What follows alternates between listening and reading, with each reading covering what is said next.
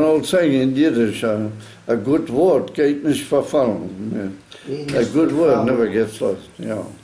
And what do you say to that, Daniel? You remember when I went to you know. Okay, so we're beginning, Be'ez Hashem. It's well known in reference to this this week's parsha that Ramban writes that the whole Mishkan was built for the sake of the Oren. The Oren was the whole Ikar of the Mishkan. And the Luchas inside the Oren, they're like, as it were, the whole purpose of the Mishkan. Because the Ramban, rather rightfully, he learned that the whole purpose of the Mishkan was to continue and what you might call, live and recreate the Nesina Satorah at Mount Sinai. And since that made such a tremendous effect in the world, Hashem wanted, and it's brought down in the Bossi Lagani, the Rebbe brings the same thing, the Rebbe Rayat, that immediately the Hashem, after Mount Torah, Hashem said to make the Mishkan, that the Mishkan would be like a reliving and a recreating the whole Indian of Mount Torah. So therefore the Ramban says that the Oren is the whole Ikar, why the Rambam, not the Ramban, but the Rambam, he learns differently. And he says the whole Mishkan was built in order to offer korbanos. And the Ramban says that there was an Indian in the Mishkan to offer korbanos, but the whole Ikar of the Mishkan was the Oren. So we're going to learn a shiur today about the Oren. So it's chapter 28, Shmois, chapter 28, Pasuk Yud.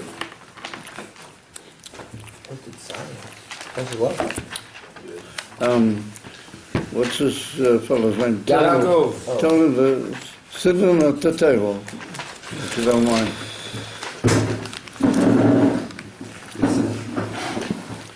People who sit away like that, during the shiur they drift. But when they sit when they're at the table, it's different. It's Tzavit, right? No, it's TRUMA. Put your sefer on the table. That's the way. That's it. Oh wait, it is Tzavit. It's Tzavit, right? So, before we begin the passage, as is customary in these classes, I tell a story or two before we begin. But today, I'm not going to tell stories, but I'm going to tell some things that are like stories, and they're going to help us move into the whole program. And the first thing is that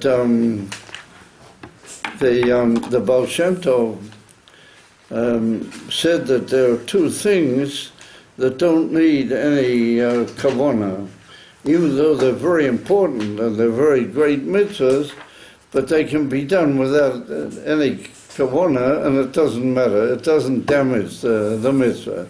And he said they are tzedakah, and by a man, mikvah. Tzedakah and mikvah.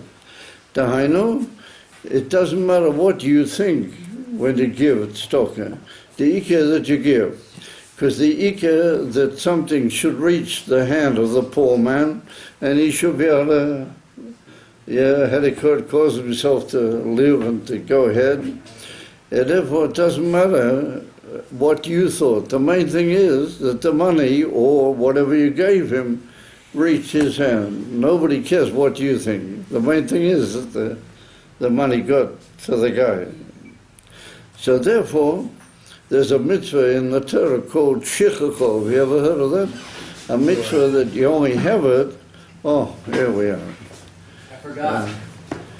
You see, I know my customers. We already asked about you. There's a mitzvah in the Torah called shichachol. What you know that if you're harvesting your crop, and you're making it into, you know, sheaves, you know, into what's called omorim, yeah. And you go ahead and you forget one. You forgot to gather one of the piles that you made. You're not allowed to go back and take it. But if you passed on and you left it, that's for the aniyim and everything. So how did you have that mitzvah? Only because you forgot something. So that's mamish. You didn't do it with kavanah, but you did it the opposite of kavanah because you didn't want to forget it. You wanted it for yourself. But the fact that you forgot it, or that you have to leave over. So tzedakah is like shichur. It doesn't matter what you think. The main thing is that the money reached the guy. You don't have to have any. You don't have to have any kavanah whatsoever. And the second thing is mikveh. As long as you fall into the water and you don't have clothes on, then you get tahor. It doesn't matter what you think. The water makes you tahor. The Alter Rebbe's got in his siddur. Have you ever seen the Alter Rebbe siddur? He's got a big thing called kavanah samikveh, a big long name. Well, that's all for Oivdi Hashem, you know, people who are really into things, they have kavanahs in the mikveh. Oh, but you don't have to have them. It's not miyakev. It's not even important in a way. Important is that you get under the water. Therefore, let's say Hashgacha Pratius made it that you were standing alongside a mikveh, and you, for some reason, you took your clothes off, and somebody walked past you and he gave you a shtup and you fell into the mikveh. You're pure. You're absolutely pure and perfect. The whole effect of the mikveh has taken place. Yeah. Doesn't matter what you thought. The main thing is you hit the mikveh. So there's a story. This is already a story, but it's got to do with what we just said. There's a story that once the Baal Shem Tov was sitting with his Talmidim, and there was a very sharp Talmid who had just heard from the Baal Shem Tov that it doesn't matter giving tzedakah, it doesn't matter what kavanas you have. The ikar is that it has to come to the person. So he said now he understands a pasuk at the beginning of Parshat Truma. And the pasuk says, "Vayidava vayal Moshe vayichu li truma." The people should take for me, literally, a donation. Yeah, truma means like giving money. So everybody says, why is it written vayichu, and they should take for me? It should be written vayitnu li truma. People should give me truma. You follow? Mm-hmm. So Rashi says, what does the word li mean? Li means lishmi. Li lishmi. That's what Rashi says. Lishmi means that you have to give it for the sake of Hashem's name. Mm-hmm. So this Talmud said, in the light of what you told us, you don't have to give money for the Beis HaMikdash for the sake of Hashem's name. The main thing is that the money gets there. It doesn't matter. It doesn't what you think. You don't have to give lishmi.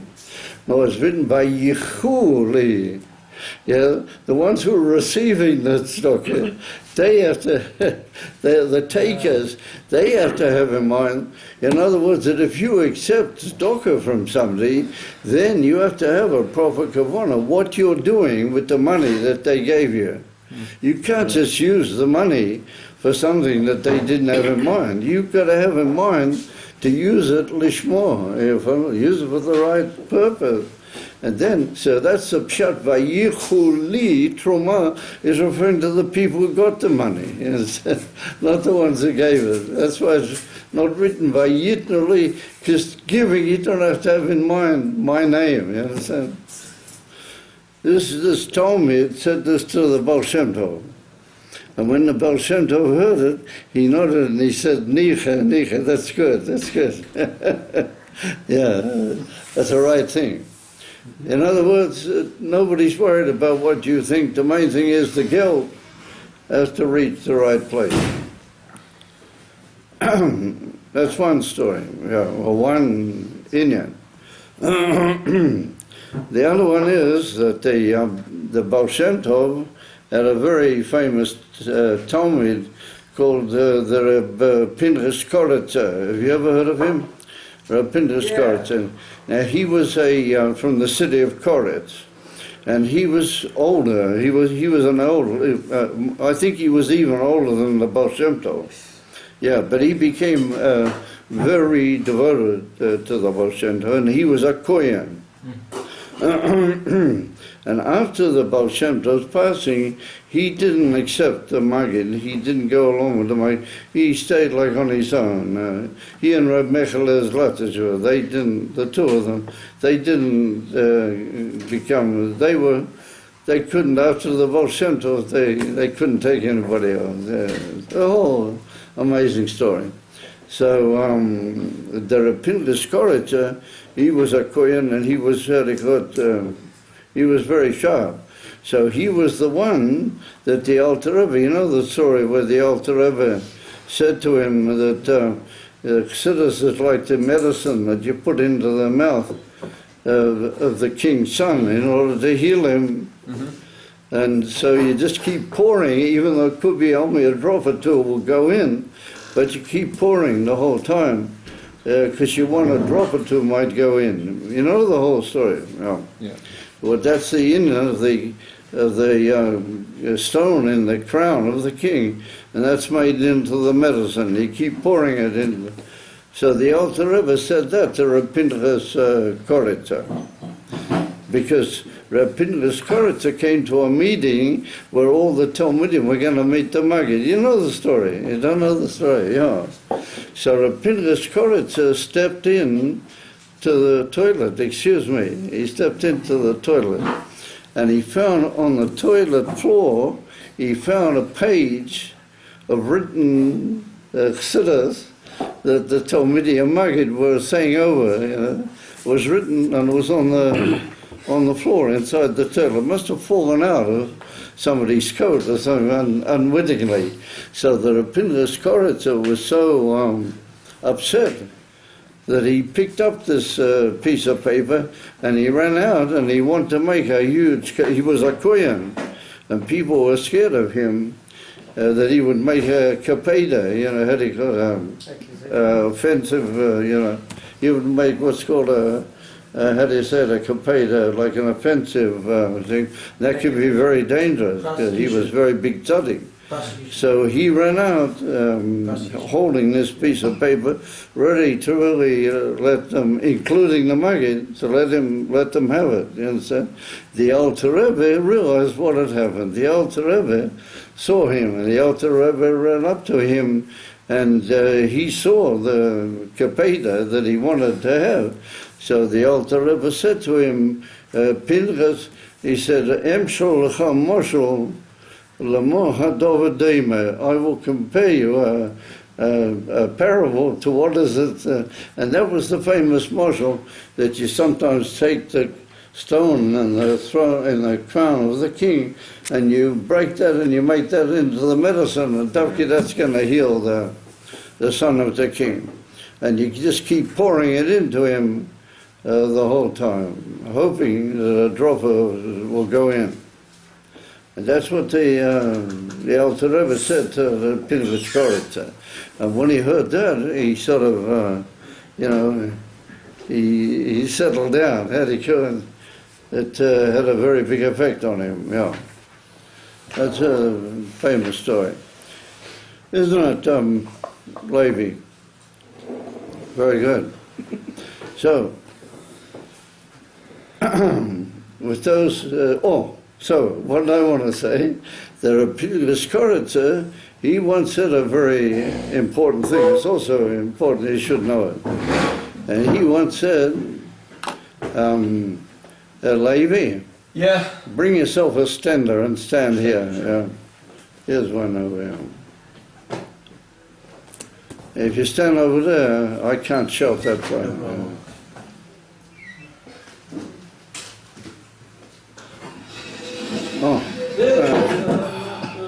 Very So the Rapindus Koritza once said that anything that is done b'rotzon, anything you do willingly, mitzad your will, and you want to do it, well, that has that lasts, and it's nitzchi, how do you call it? It's everlasting.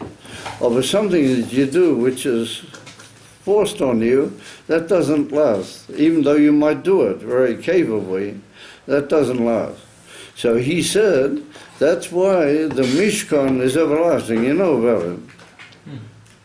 You know about it. The Mishkan wasn't destroyed, according to certain opinions in our sages. It was just hidden away. It was buried away, but it wasn't hidden. Because you know the Mishkan went over into Eretz Yisrael, and it was in several places, in Shiloh and Givon. And after that, what happened to the Mishkan? So people say that it wasn't destroyed, it was just sort of, hidden somewhere. But it's still really there, the Mishkan. Yeah. The Beis Hamikdash, unfortunately, was destroyed. And in the Haftarah of this week, how did Shlomo HaMelech get all the money for the Beis Hamikdash? He made a tax on all the people. In other words, that the Beis Hamikdash was obliged onto the Vatican. I don't want to use the word forced, but you had to, if you lived in Eretz Yisrael, you had to pay tax in order to build the Beis Hamikdash. Or since that was forced on Yidden, something that's forced on a Yid doesn't necessarily last. Yeah, but if you do something barotzen, you do it with a will, and you do it with a hedikot, because you really want to do it, then it lasts, it's everlasting. And it's at the koyach of the nefesh l'kis inside a yid, it's everlasting. So it's important, you should realize that, you follow. That's important for what we're going to learn here today. Exactly how, we'll see as we go along. So it comes along the pasuk in pasuk Yud, and it says, "V'asu aroin atzei shitim." They have to make a how do you call it, a vessel or a cupboard, like a sort of how do you call it, a vessel. Aron means a cupboard, literally. It means like a container for the luchos. Atzei shitim. And by the way, it's noticeable that here it's written v'asu, everybody has to make it. By all the other things, it's written v'osiso. It's written that Hashem spoke to Moshe that he should do it. But here it's written v'asu, everybody should do it. And in Parsha Vayakel, it's written that Moshe made the Aaron. It's written Moshe Rabbeinu, he made the Aaron. So, Shalom Aleichem. I see all the Chabadniks here are rather schwach. Yeah? It's written here that Vasu, everybody had to make the Aaron. Over there in Parsha Vayakel, it's written Moshe Rabbeinu. Also Moshe es ha'oren. Kacha ze katuv sham. So what is the answer? That Moshe is alle Yidden and alle Yidden no Moshe. Yeah. The Rebbe is alle Yidden and alle Yidden is the Rebbe. Oh yeah, Shalom Aleichem. You guys, I don't know what we can do with you. Is that where we... So, that's Su Oren Atzei Shitim, Amosayim V'Chetzi Arkoi. Its length has to be 2.5 amas. V'ama v'chetzi rachboi. Its breadth has to be 1.5 breadth. Yeah, v'ama v'chetzi koimosoi. And it has to be 1.5 in the height. Right? And then you have to cover it. You have a tzipisoi say zahov tohoyer mibayis u'michutz titzapena. You have to cover it with gold, both from inside and outside. So therefore Rashi points out that really there were 3 arenas. There was like a whole shape of the Aron on the inside, that was that covered it on the inside. There was a whole shape of the Aron which covered it on the outside, and in the middle was the Aron itself. And then inside that was put the luchas and the shivri luchas, according to most opinions, and a Sefer Torah that Moshe Rabbeinu wrote. Yeah, was also in the Aron. However, notice that it's 2.5 amas by 1.5, and the height 1.5. So I thought the shach decide what you want. You want it 3 amas, say 3 amas. Everywhere else it's written that things were so many amas. And here, Davki by the Aron, it's written that it's 1.5 amas, 2.5. You understand? Shalom Aleichem, but you know, what do you need the half for? Say a full number, you know. Oh, but everywhere, length, breadth, and height, it's 1.5, 2.5. You understand? So that apparently would have something to tell us. You know? So I'm coming to that in a second. The next thing is that it's covered with gold, both inside and outside, and then it has a lid on it, and the lid is called the kapoiras, a lid which sat perfectly on and covered everything to the from one wall to the other, including the outside cover and everything. And then Shem says to Moshe that you have to have, from both sides of the lid, you have to have 2 cherubs or kruvim. They're like little angelic figures, but they will come from the lid, you know, from the kapoiras, and they will, as it were, face one another over the Aron. And they'll have wings, and their wings are also important. So how are you going to make them? What would you normally think? You would think, okay, I'll make a couple of nice cherubs, and I'll stick them onto the Aron. Or how do you do it? I'll solder them or something onto the Aron. So Hashem says to Moshe, I'm sorry, man, you can't do it that way, but you have to do it mikshor achad. What does mikshor mean? It's all going to be one hammered piece. That the kruvim have to be hammered and made out of the actual gold of the kapoiras. Which means that when he made the kapoiras, he had to add quite a lot of gold to make sure that he'd be able to hammer. Now, isn't that a pretty hefty piece of work? Eh? You got a piece of gold fitting onto the kapoiras, and you got to hammer out. I mean, that's a pretty tremendous piece of work. So, what is of great interest? The menorah is also like that. Yeah, we learned already in yesterday's chittas about the menorah.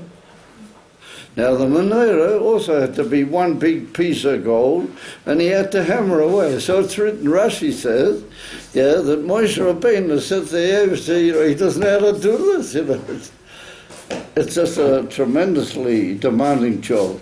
So the Eivester said, all right, don't worry, and the Eivester threw the kikah of the zahav into the fire, and all of a sudden the whole menorah came out finished. It was all took at one piece, but it came out finished, min hashamayim. So what is the obvious question on the part of the intelligent reader? Why didn't it happen on the Aron? Yeah, why didn't Moshe have the same problem with the Aron? I mean, the Aron is even more difficult, it would appear. Here you've got a lid, and the lid's made out of certain things, and I've got to hammer away at the lid, and I've got to make 2 angels with wings. 2 cherubs, kruvim, yeah, with wings. I mean, that's a tremendous job. That's not written Moshe has any problem with that. It's not brought down in any measures, and he didn't appear to have any problem, Moshe Rabbeinu.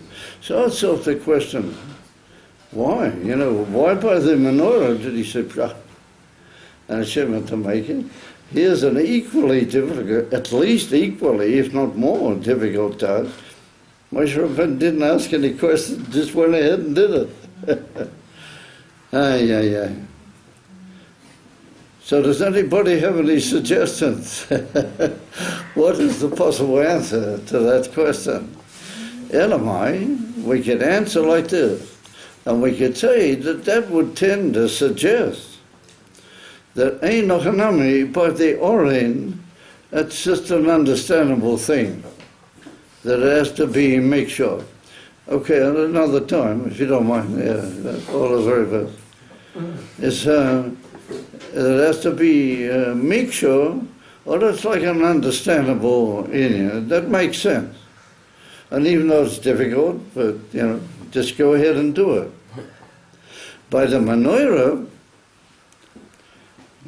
why should I have all this terrible tircha? Hashem can make it for me. So that would tend to indicate that the menorah, that made sense, that's the way you do it.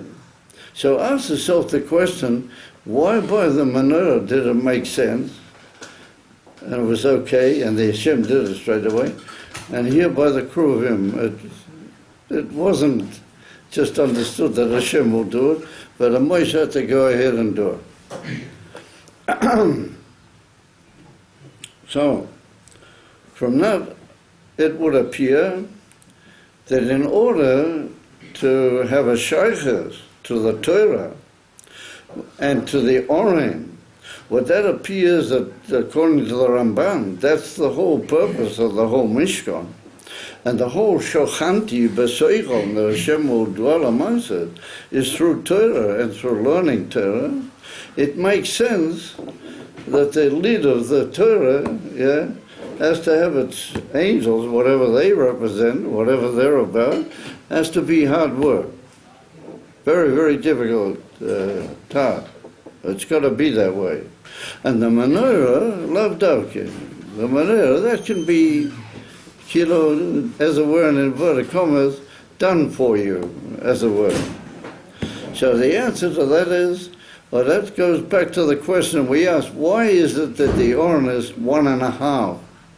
So the word half is called in English a fraction. The word fraction is from the word fracture. And what is a fracture? A break, a brokenness. Chetzi in Hebrew is the same thing. Lachzot something means to chop it into 2 halves. To schneider, how do you call it? To cut it into 2 sections. 2 halves. So, if you want to learn Torah and you want to have a shaykhus to the Oren and to the things which are inside the Oren, you've got to be prepared, to break yourself. You can't get to Torah unless you give yourself away entirely. And there are many Maimarei Chazal, what they indicate this. And the Gemara says in a couple of places, the Gemara says that the Torah is only found by Nemuchei Ruach, how they call it? People who are broken, how they call low-spirited people. That doesn't mean Chas v'Sholom they're miskenim, It means they're people that they've broken themselves, And they're Nemuchei Ruach. So take Pirkei Avos. All of you learn Pirkei Avos, at least during the summer. You're learning the whole time on Shabbos Pirkei Avos. So in the last Pirkei of Pirkei Avos, it's written, what is the way of Torah? Kachi Docha Shel Torah. Kachi Docha Shel Torah. The way of learning Torah is, how do you do it? I see even when you're standing, you're also slow. There's a whole meaning about sleeping, standing. Anyway, whatever. Well, we'll take him standing up, schlafen die Geheit, So, what does the Mishnah say over there? What is the way of Torah? So the Mishnah says, Pas b'melech toichal. You have to just sit around and eat bread and salt. You know? You ever eaten bread and salt? Yeah. It's not particularly, entertaining. And mayim b'masuda tishte. You have to drink water in a pitcher. Water. Or in a